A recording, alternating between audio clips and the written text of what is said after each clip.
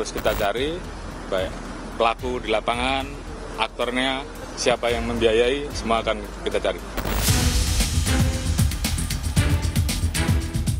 Saya perintahkan untuk mengambil tindakan yang setegas-tegasnya terhadap segala macam bentuk pengerusakan fasilitas umum, penjarahan terhadap rumah individu.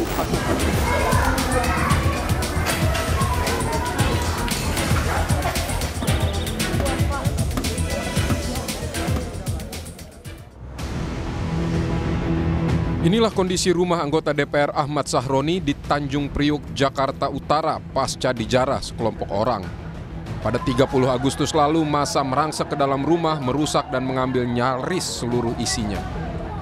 Kini pengurus lingkungan di sekitar rumah Sahroni mendirikan posko pengembalian bagi siapapun yang telah ikut menjarah.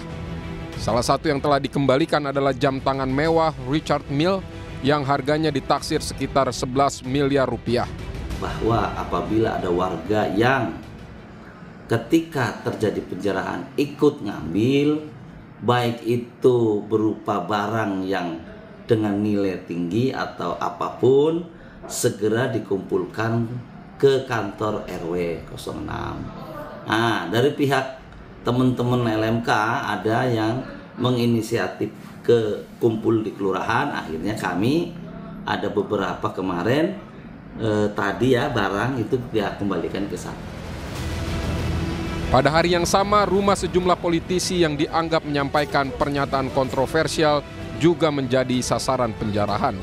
Salah satunya rumah anggota DPR fraksi PAN Eko Patrio di Kuningan, Jakarta Selatan. Setelah ada aksi massa, Eko Patrio menyampaikan permohonan maaf, sikapnya yang berujung kemarahan masyarakat. Eko berjanji akan berhati-hati dalam bersikap dan menjalankan amanah sebagai wakil rakyat.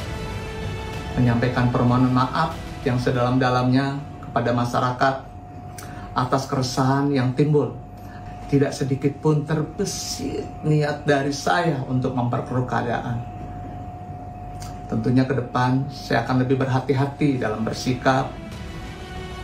Selain itu, rumah politisi lainnya yaitu Nafa Urbah dan juga Surya Utama alias Uya Kuya tak luput dari sasaran. Sebelumnya, Uya Kuya menggugah penjelasan, klarifikasi, dan permohonan maaf di akun media sosial pribadinya.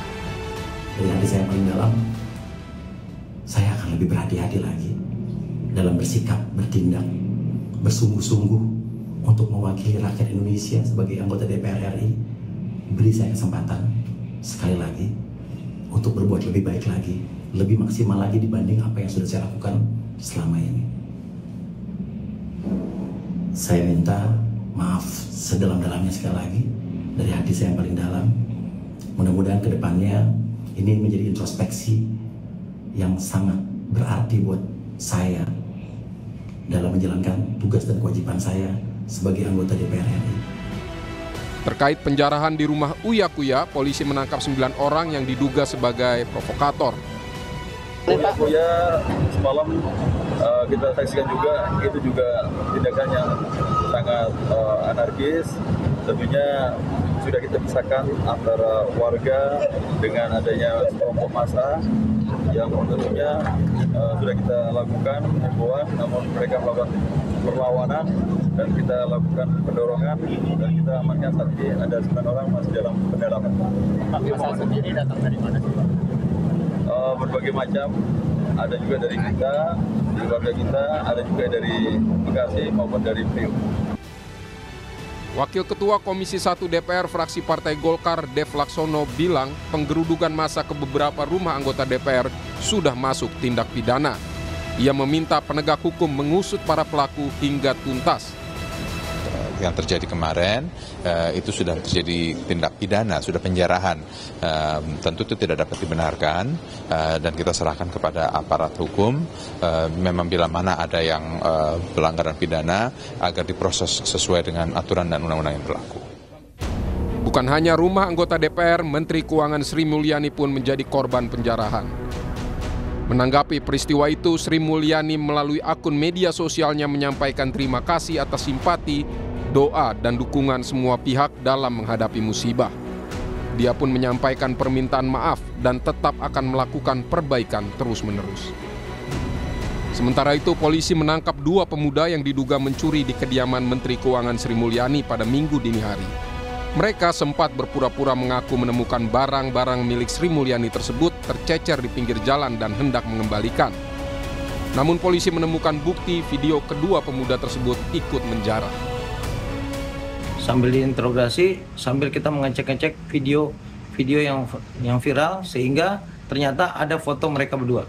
Artinya kedua orang ini tertangkap layar ikut terlibat dalam proses penjarahan malam itu, Bang, ya? Ya, hasil pemeriksaan yang dilakukan oleh Reskrim pada saat itu memang terbukti ada video yang beredar. Bukan hanya penjarahan, Gubernur Jakarta Pramono Anung bilang ada 22 halte bus rusak karena aksi anarkis. 6 halte diantaranya terbakar dan dijarah. 22 halte tersebut termasuk halte BRT, non-BRT, dan 1 pintu tol. Pramono Anung pun mengungkap total kerugian infrastruktur transportasi umum pasca unjuk rasa mencapai 50 miliar rupiah. Di antaranya kerusakan infrastruktur MRT 3,3 miliar rupiah, Transjakarta 41,6 miliar, serta CCTV dan infrastruktur lainnya senilai 5,5 miliar rupiah. Pramono bilang perbaikan sejumlah infrastruktur ini sudah dimulai sejak Sabtu lalu dan ditargetkan selesai 8 atau 9 September mendatang.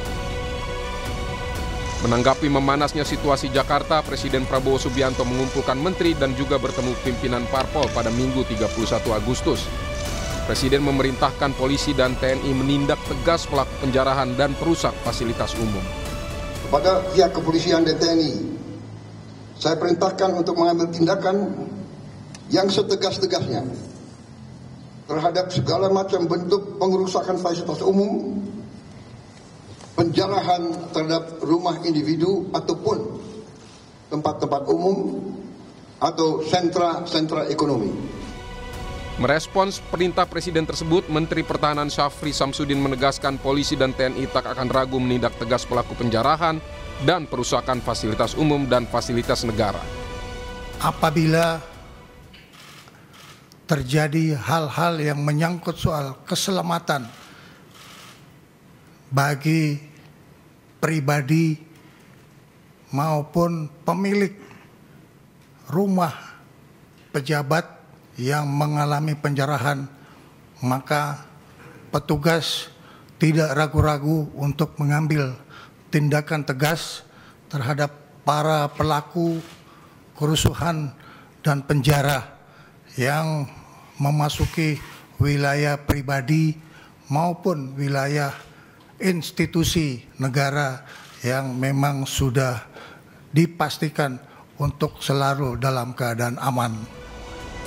Kapolri Jenderal Polisi Listio Sigit Prabowo menyebut bakal mengusut pelaku perusakan dan penjarahan, termasuk siapa yang membiayainya.